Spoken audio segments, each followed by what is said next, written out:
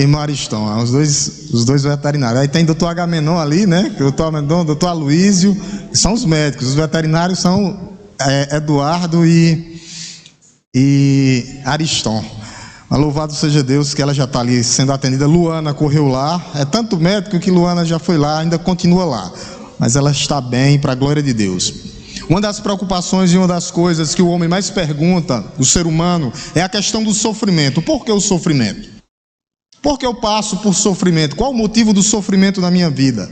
Muitas pessoas chegam a perguntar: onde está Deus? Cadê o teu Deus? A gente vê os salmistas falando isso, né? Os salmistas lá, os ímpios perguntavam: cadê o teu Deus? Por que é que vocês passam por tanto sofrimento? Qual o motivo dos sofrimentos? Muitos perguntam isso. Muitos perguntam aonde Deus está. Cadê o Deus de vocês? Eu só quero dizer para vocês nessa noite que nosso Deus é um Deus soberano. Ele está no trono e Ele é o nosso castelo forte. Esse é o tema da pregação dessa noite. Deus é o nosso castelo forte. Deus é o nosso refúgio. Deus é a nossa fortaleza. Deus é o nosso socorro bem presente nos problemas, nas dificuldades, nas aflições. O problema é para onde nós estamos olhando. Lembra de Pedro quando caminhou sobre as águas? Pedro olhou para as dificuldades, olhou para as tribulações e afundou. O problema geralmente é esse: para onde nós estamos olhando, aonde os nossos olhos estão? Em governos, vai afundar. Se tiver em governo, vai afundar. Em homens, vai afundar. Em ciência, vai afundar. Mas se os seus olhos estiverem em Cristo, Ele é o seu castelo forte, é o seu abrigo, é a sua proteção, e nele nós temos todas as garantias. E esse salmo que nós vamos ler hoje vai resolver vários tipos de problemas que a igreja passa e que nós temos dificuldades de entender a questão do sofrimento, e ele vai nos mostrar a causa. Eu gostaria que vocês abrissem suas Bíblias. Vamos trabalhar com esse tema hoje. Deus é o nosso castelo forte. Abremos nossas Bíblias em Salmo 45. O Salmo 45, um dos mais conhecidos da Bíblia. Vamos trabalhar com esse tema. Deus é o nosso castelo forte. Esse é um salmo escrito pelos filhos de Coré ou Corá, da tribo de Levi. É um salmo em soprano, que os levitas cantavam ele em voz aguda quando caminhavam no deserto, logo após a saída da Babilônia. Salmo 46, eu gostaria de ler os ímpares e que a amada igreja lesse os pares. 46, perdão, eu disse 45, foi? Obrigado, Aloysio, por me corrigir. Salmo 46, me perdoe. É nesse salmo aqui que Martinho Lutero faz a música Castelo Forte. Através desse salmo aqui, Castelo Forte, vamos cantar ela, Castelo Forte. Ele é nossa proteção. Vamos cantar ela quando terminar o culto aqui. Ele é o nosso castelo forte. Salmo 46, do 1, vamos ver completo, tá? Do 1 ao 11. Eu gostaria de ler os ímpares e que a amada igreja lesse os pares, com esse tema: Deus é o nosso castelo forte, Deus é o nosso refúgio. A palavra de Deus nos diz assim: Deus é nosso refúgio e fortaleza, socorro bem presente nas tribulações.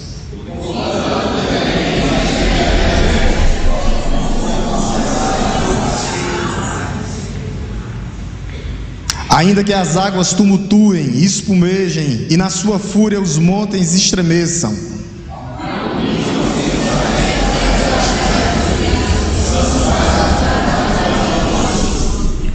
Deus está no meio dela, jamais será abalada. Deus ajudará desde o romper do amanhã.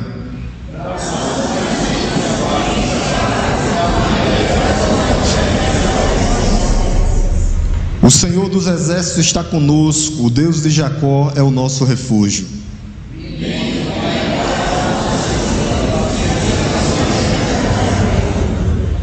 Ele faz cessar as guerras até os confins do mundo, quebra o arco, despedaça a lança, queima os carros no fogo.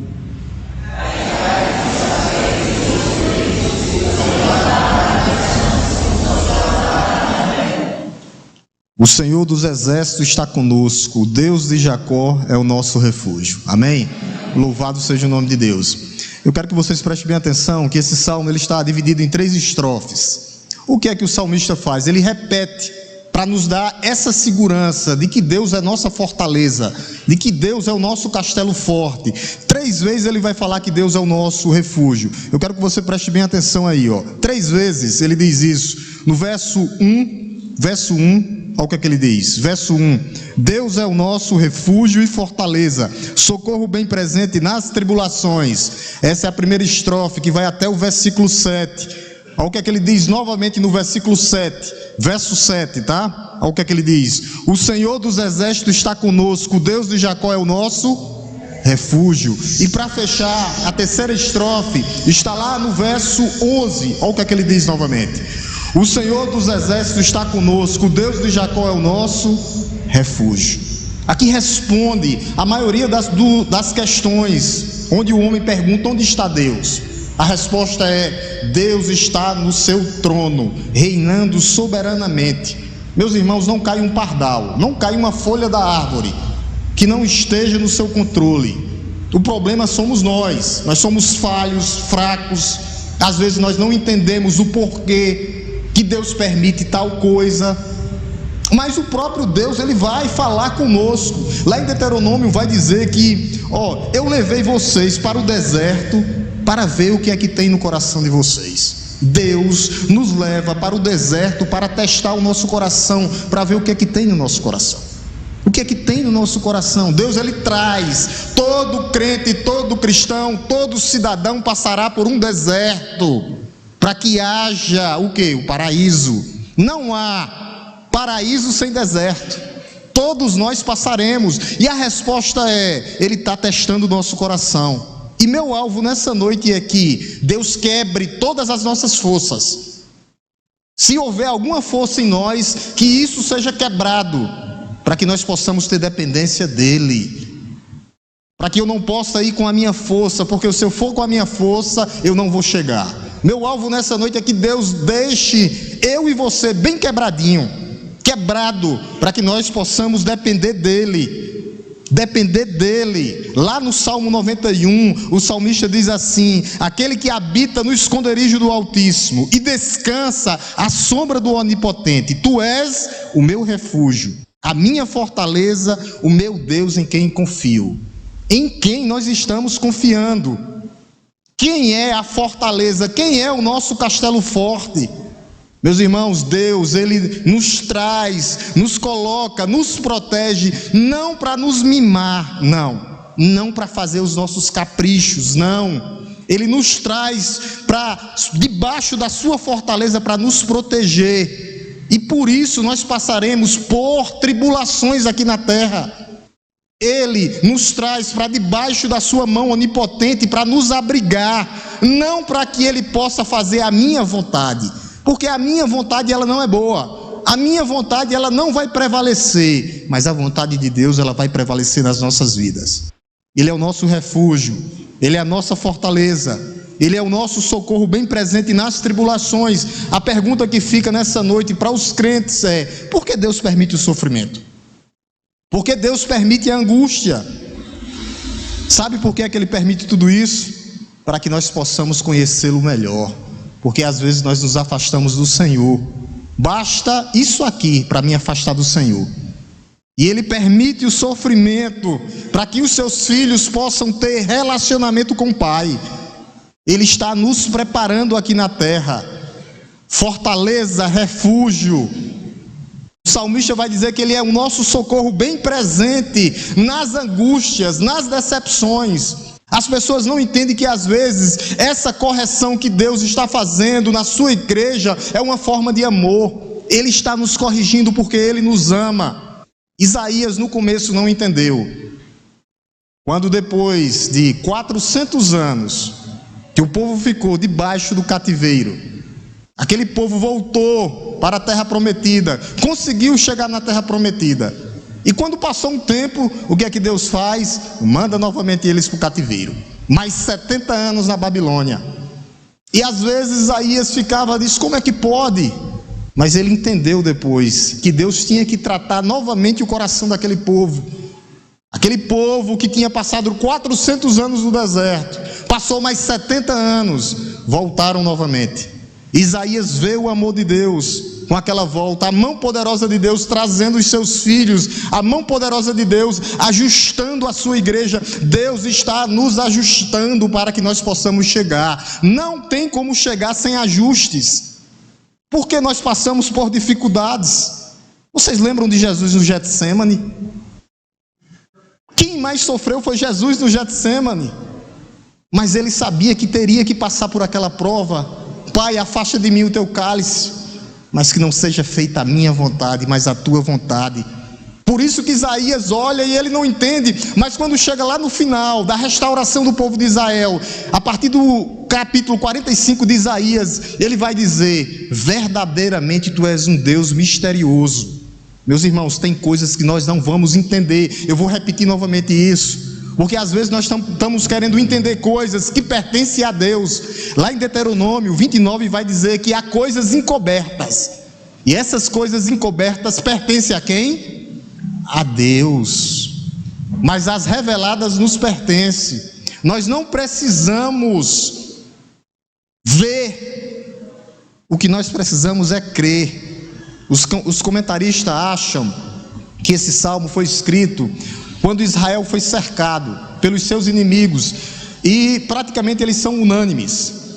E há dois momentos de cercos que eles sempre trazem, falando: os inimigos quando descem contra Israel, Israel sem força, sem saber o que fazer. Há dois momentos, e é interessante que Deus age poderosamente nesses dois momentos. Lá em 1 Crônicas 20, onde os moabitas e os moanitas desceram contra Josafá. Josafá faz o quê? Faz isso mesmo que nós estamos fazendo aqui, ó. Ele convida toda a congregação, todo o povo se reúne no templo. Oração, jejum, comunhão. E o que é que Josafá faz naquele momento? Ele confessa a Deus as suas necessidades. Ele diz: Deus, estou com medo, porque era no meio da congregação toda, estamos com medo, estamos sem força, não sabemos o que fazer. Aí ele disse: mas os meus olhos estão postos no Senhor. Qual a resposta de Deus? Automaticamente, através do Espírito Santo de Deus, já falando daquela época: não temas, não te assuste, não te assombres, a luta não é tua, sou eu que luto por você. Todos os moabitas e os amonitas foram destruídos de uma só vez. E outra cena que eu acho interessante é lá em Reis, quando os zombadores começam a zombar sobre o povo de Deus. Há um rei assírio chamado Senaqueribe. Senaqueribe, ele tinha conquistado todas as nações da época. Ele desce contra o rei Ezequias, manda carta zombando, justamente isso: cadê teu Deus? Aonde está teu Deus? Zombando dele, manda as cartas, e a pessoa que ia entregar a carta zombava. E Senaqueribe desce naquela noite contra o povo de Deus, contra Ezequias. Ezequias faz o quê? Reúne o povo novamente, oração e jejum. Olha a importância da igreja estar orando, jejuando, para que pessoas sejam salvas, para que pessoas sejam alcançadas. E Senaqueribe desce contra aquele povo lá, contra o povo de Israel. O rei Ezequias não sabia o que fazer. O que é que Deus manda? Um anjo do Senhor. Sabe quantos inimigos Deus mata de uma vez? Só de uma vez, 185 mil. Os inimigos da igreja, todos cairão. Todos cairão. Aqueles que se levantam contra o povo de Deus, caiu naquela época e cairão hoje. O que é que nós precisamos fazer? Nada. Só orar e continuar pregando a palavra. Hoje nós não fazemos nada, é Ele que luta contra nós. Lembre-se que a labuta não é sua. Por isso essa primeira declaração aqui, no verso 1, Deus é o nosso refúgio. Refúgio aqui é amparo, abrigo, proteção. Nós estamos protegidos debaixo dele, debaixo da onipotente mão do Senhor, sendo conduzidos por ele. Deus é o nosso refúgio. É Ele que nos protege, é Ele que nos dá a provisão diária para que nós possamos viver, provisão espiritual e provisão material. Ele é Deus, Ele é Deus, Ele é nossa fortaleza, Ele é o nosso castelo forte, Ele é a nossa proteção, e Jesus Cristo é a rocha eterna que amarra tudo isso, que nos conduzirá para o céu. É assim que funcionam as coisas. E o que é que os crentes fazem agora? Depois de tudo isso que foi falado, Deus é nosso refúgio. Versículo 1, versículo 7, Deus é o nosso refúgio. Versículo 11, Deus é o nosso refúgio. O que é que nós faremos agora? Verso 2, olha o que é que ele diz.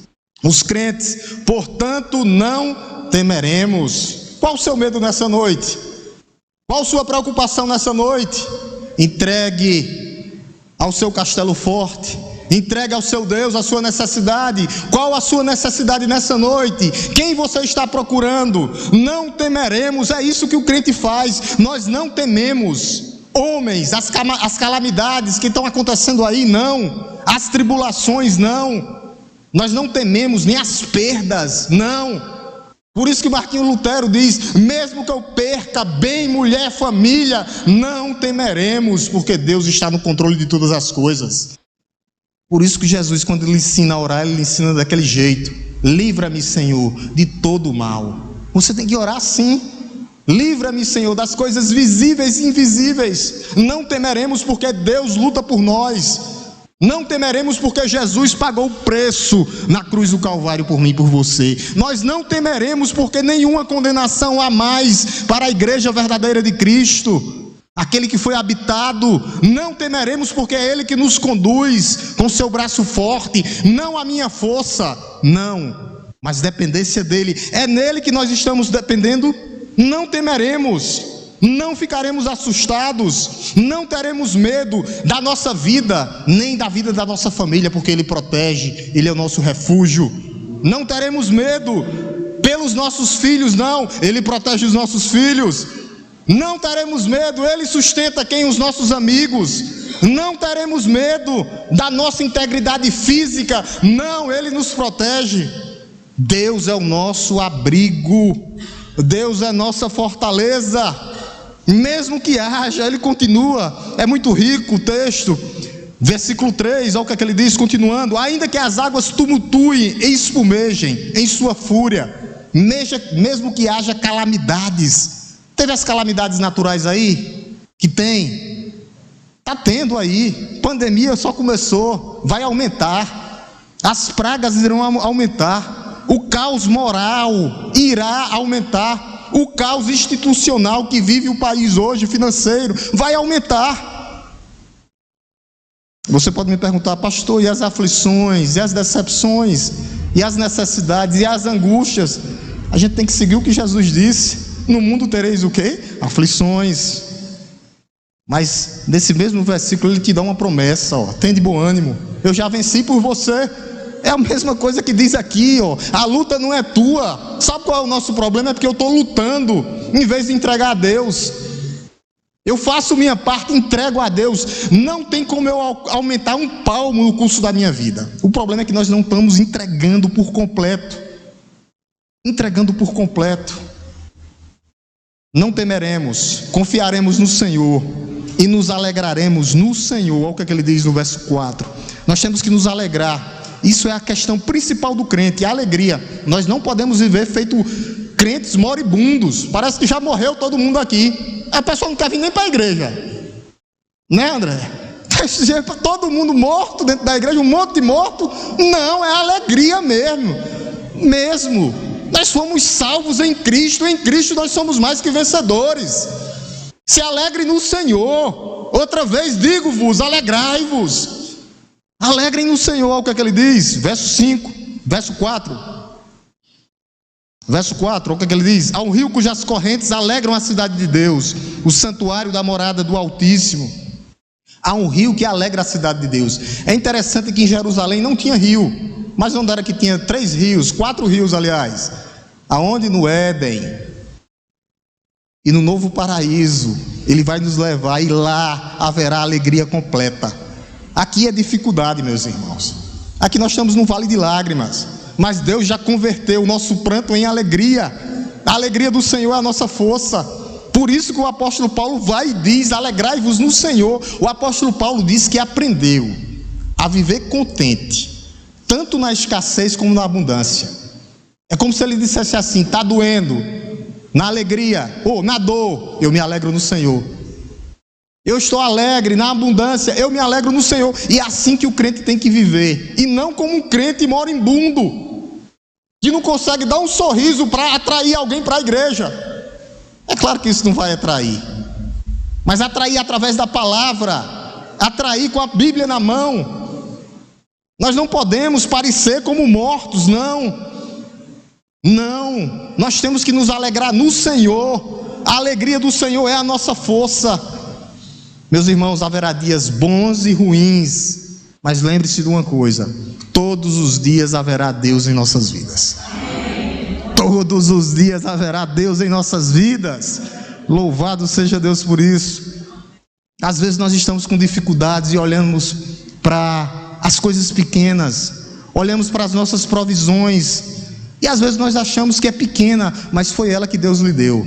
Agradeça a Deus pela provisão que Deus lhe deu. Vocês lembram de Abacuque? Ainda que a figueira não floresça, ainda que falte alimento no campo, eu me alegrarei em ti, Senhor. É em ti, Senhor, que nós nos alegramos nessa noite. É em Cristo que nós botamos toda a nossa confiança. É em Cristo que nós conseguimos olhar para Ele, que é o autor e o consumador da nossa fé. Por isso ele diz no verso 2 aqui: não temeremos, nos alegraremos, no verso 3. É isso que ele diz. Por que tudo isso? Por que acontece tudo isso? Guerras, rumores de guerra. Meus irmãos, está tudo escrito.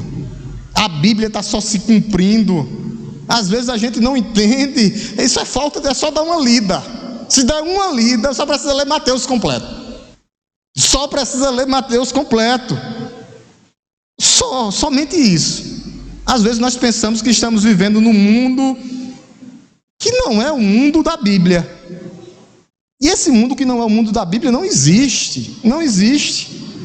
A pergunta que fica é: por que Deus permite as dificuldades, as tribulações, para que Ele possa mostrar a nossa fragilidade, para que Ele possa mostrar que nós, dia a dia, temos que ser dependentes deles e não de nós mesmos. Que nós não venhamos colocar a nossa força em nossos recursos financeiros, em nossa sabedoria, em nosso poder. Não, meus irmãos, nós somos pó. Pó, sabe o que é um sopro? 2 minutos, se Deus tirar a tua respiração, tu não aguenta. Tem uns aí que aguenta dentro de água quase 10, né? Porque faz uma coisa lá que eu esqueci, a luz aqui. Mergulha quase 10 minutos, mas eu e você, a gente não aguenta 2 minutos. A pergunta é: por que Deus permite tudo isso? Sabe por que Deus permite tudo isso? Para que esse Deus da Bíblia aqui seja o seu Deus verdadeiro.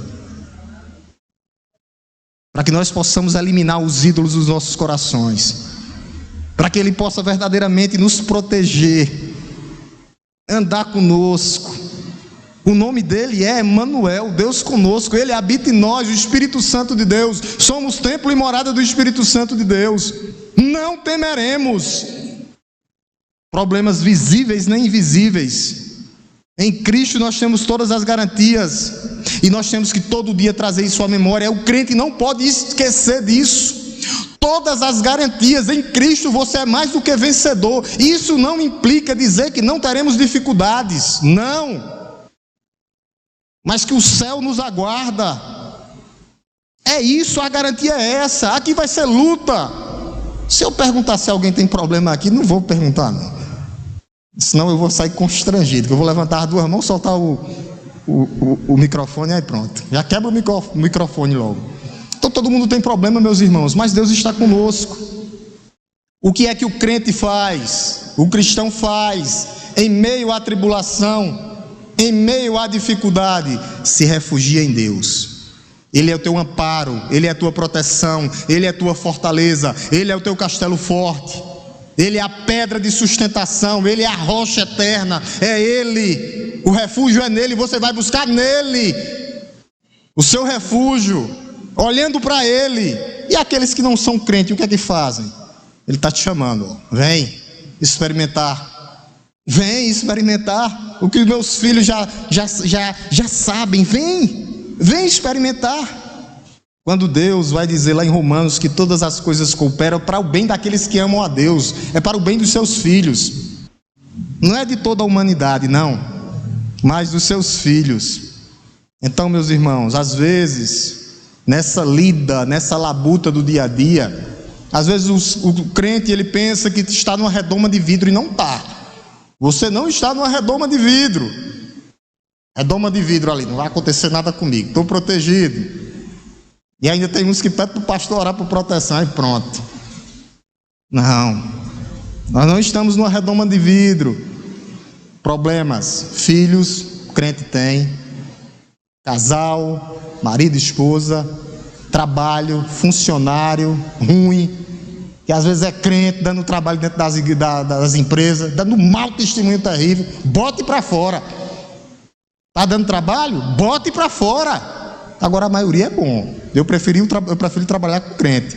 Mas tem uns que são terríveis. Nós não estamos numa redoma de vidro.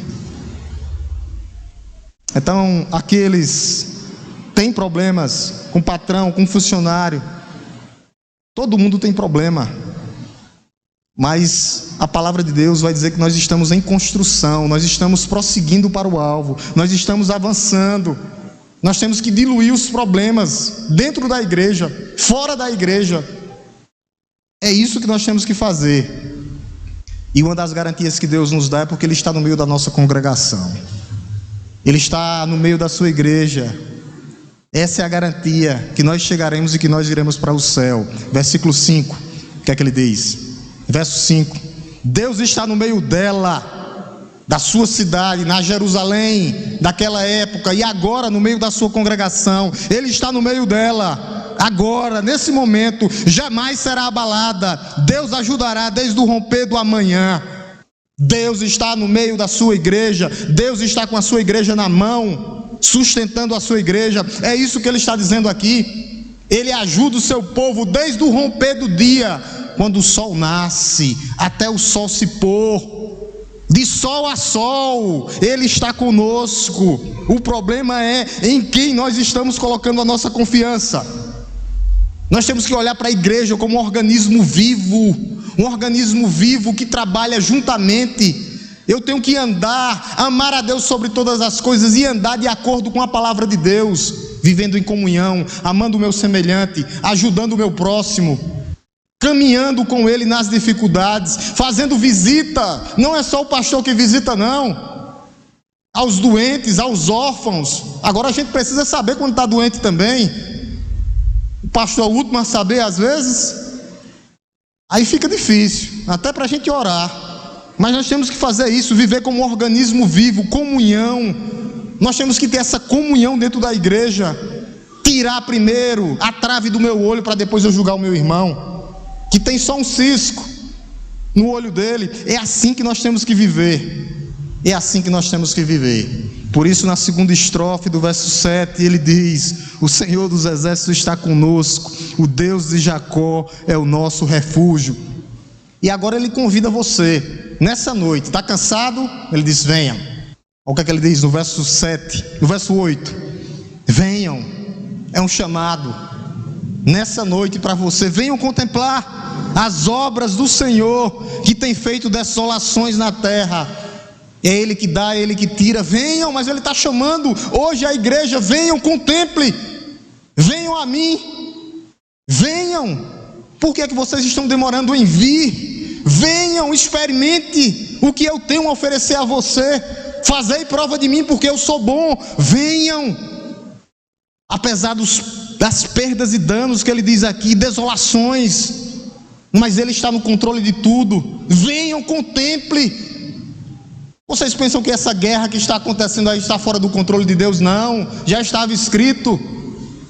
Guerras e rumores de guerra. Vocês pensam que aquela pandemia que passou estava fora do controle de Deus? Não, estava escrito. O problema é que às vezes nós estamos olhando para as dificuldades, não estamos olhando para a palavra de Deus. Eu lembro Jesus andando sobre as águas, aquele que anda sobre as águas, para que eu e você não possa se afogar. E mesmo que eu e você se afogue, Ele vai e nos busca como buscou Pedro. Aquele que caminha sobre as águas continua caminhando e com a mão estendida, chamando: venham, contemplem todas as maravilhas que eu fiz. Eu sou o Criador de tudo. Todas as coisas estão no meu controle. O problema é que às vezes nós não estamos vindo até Ele, coração endurecido. Venham, contemplem. As estações foi eu que fiz. Os ventos e os mares, é eu que acalmo, é eu que levanto, é eu que acalmo. Eu sou Deus, é isso que Ele diz. Eu sou Deus. Ele chama você nessa noite: venham, contemplem. E Ele faz mais um chamado para que você possa acalmar o seu coração. Ele faz esse chamado no verso 10. É um chamado para você vir. Venham, contemplem a beleza do Senhor. Agora acalme o teu coração. Verso 10, olha o que Ele diz: aquietai-vos e saibam que eu sou Deus. Sou exaltado entre as nações, sou exaltado na terra. Esse é o chamado para você nessa noite. Está com o coração angustiado? Venha, aquiete-se. Aquiete seu coração na presença de Deus. O que Ele está dizendo é: descanse em mim, repouse em mim. Você só encontrará repouso e descanso em mim. Entregue sua vida a mim. É isso que Ele está dizendo aqui nessa noite. Eu sou o Senhor dos exércitos que labuto por você. A luta não é tua, eu já venci por você. O que é que eu tenho que fazer? Aquietar o meu coração, entregar as minhas labutas para Deus. Lá no Sermão da Montanha, Jesus vai dizer: não andeis ansiosos por coisa alguma. Coisa alguma. Aí Ele vai falar 3 coisas que nos garantem: beber, vestir e o comer. Alimentação, a água e a vestimenta. Ele fala dos passarinhos. Está vendo os passarinhos?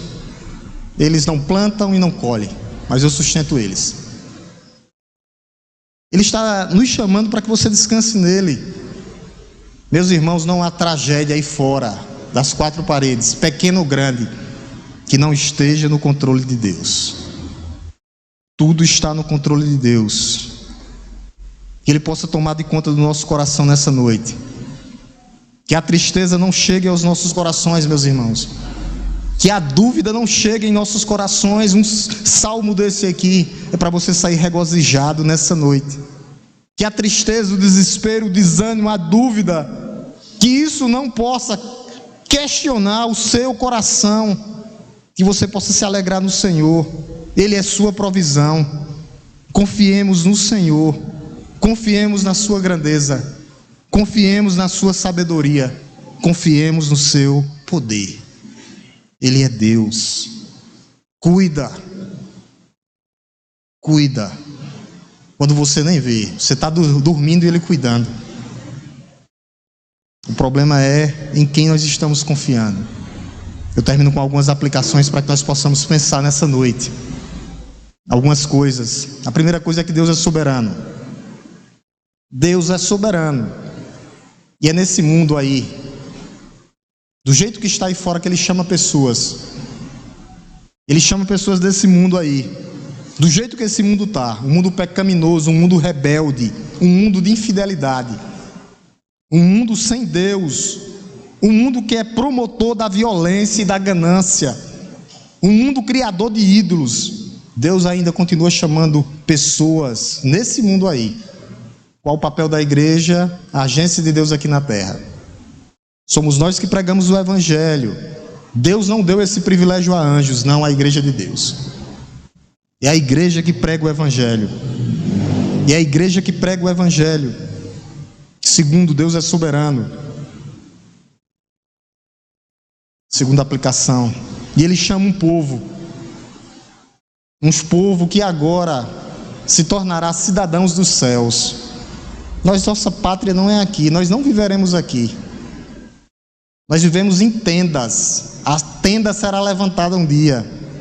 Por isso que, como igreja do Senhor, nessa noite nós adoramos juntos. Colocamos juntos o nosso clamor. O clamor da igreja de Deus é coletivamente. Eu faço individualmente no meu quarto, tranco a porta, como Jesus disse. Mas todos os clamores levantados, quando Deus agiu no tempo e no espaço, era quando a igreja estava junta.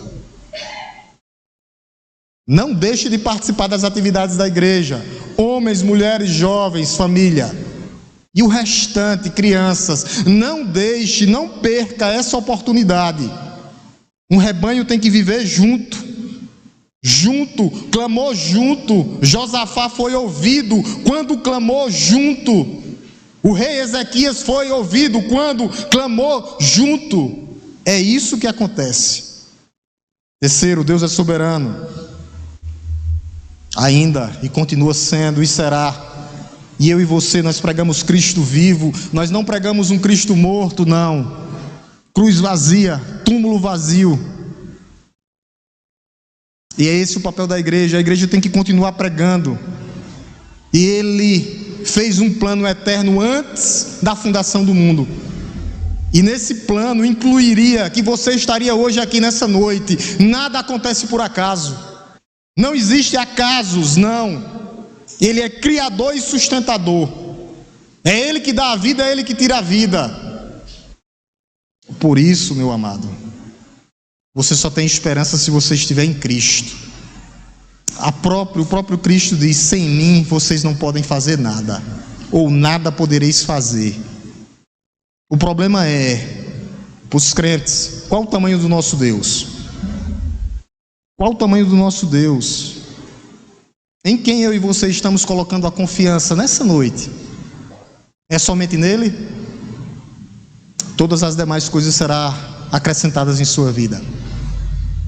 Apesar do sofrimento, da labuta e da dor, só acaba quando chegar lá. Mas se os nossos olhos não estiverem postos no Senhor, nós vamos afundar. Chegaremos, mas chegaremos cheios de ataduras, cheios de feridas. Nós temos que ter cuidado, Jesus. Temos que ter cuidado em quem nós estamos colocando a nossa confiança. O profeta Isaías diz que Deus é soberano. Vai dizer que Ele mede os mares com a concha da sua mão, que Ele mede as estrelas com seu palmo. É falando da sua soberania, como se Deus fosse um homem. Ele mede todo o firmamento com o palmo da sua mão. Ele é soberano. Isaías vai mais longe, vai dizer que Ele conhece todas as estrelas pelo seu nome e chama cada uma delas pelo seu nome. Você pensa que Ele não conhece a sua dor e não sabe da sua dor? Ele sabe. Coloque a sua dor de frente, na frente dEle. Coloque sua dor, seu desespero, a sua angústia nas mãos dEle. Ele é soberano. As pessoas pensam que Deus... Isaías vai mais longe e vai dizer: está vendo todas as nações com seu poder bélico? Diante de Deus elas são como um pingo dentro de um balde. Não são nada diante de Deus. Nada. Mas eu sei do que é que você está passando. Eu sei da tua necessidade. Eu sei da tua angústia. Eu sei o que é que está passando nessa noite no teu coração. O problema é em quem nós estamos confiando. O salmista Davi vai dizer que Ele sonda e nos conhece. O salmista vai dizer que os nossos nomes estão escritos nas palmas da sua mão. O salmista vai dizer que todos os nossos dias foram escritos no seu livro. O problema é em quem nós estamos confiando. Está olhando para Deus sem tirar os olhos? Não pestaneja Ele, não dormita. Ele é o guarda de Israel, que guarda a nossa entrada e guarda a nossa saída. Não dormita, não dorme. Ele é autoexistente, infinito, eterno, imutável. O plano dele vai se cumprir porque ele não muda. Ele mandou Jesus Cristo morrer por mim e por você. E no dia certo, na hora certa, ele voltará em poder, glória e majestade. Para buscar quem? Você. Você. O espírito vai para Deus, mas naquele grande dia o espírito voltará para o corpo e ele buscará a sua igreja. Os mortos ressuscitarão. Nós ressuscitaremos juntamente com Cristo. Quem, pastor? Aqueles que o confessam, aqueles que vivem em obediência na fé. Pastor, eu já fiz isso. Olhe para Deus, não tire os olhos de Deus. Nele nós temos todas as garantias.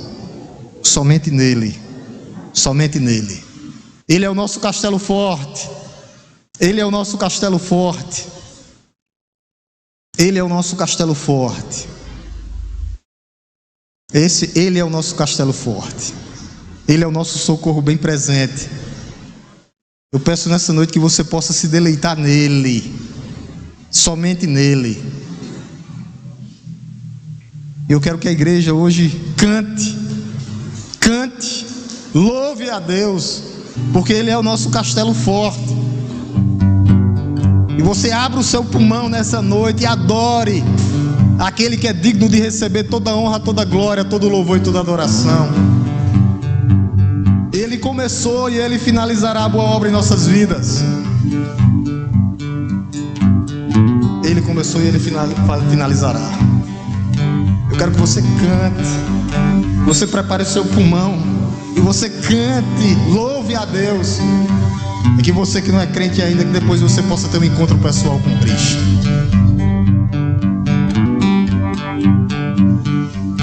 Eu queria cantar também, mas estão pedindo o microfone aqui.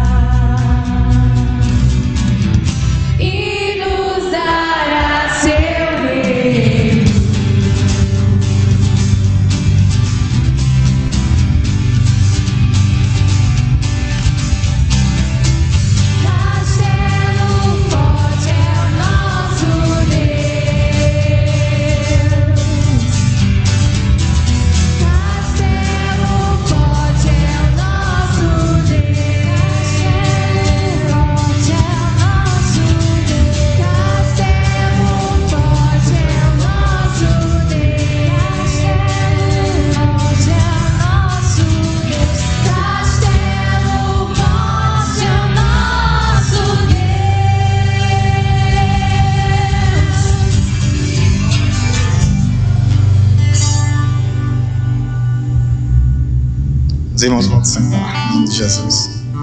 Irmãos, tem uma cantina hoje aqui, tá? Os irmãos puderem participar em prol